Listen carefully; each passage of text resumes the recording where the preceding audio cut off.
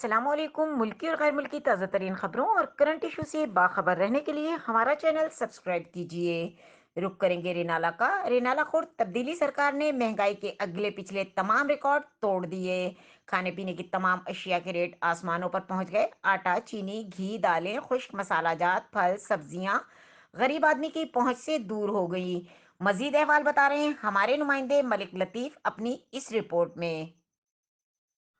تبدیلی سرکار نے اگلے پچھلے مہنگائی کے تمام ریکارڈ توڑ دیے۔ پھل، سبزیاں، آٹا، چینی، گھی، دالیں وغیرہ سب مہنگی ہو چکی۔ تبدیلی سرکار نے عوام سے دو وقت کی روٹی بھی چھین لی۔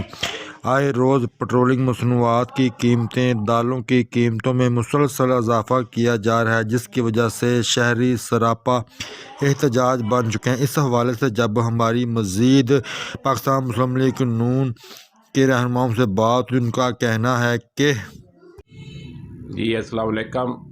میں یو سی چیئرمین رینالا خورد بلال جاودین بول رہا ہوں اپنا چاروان نار سے۔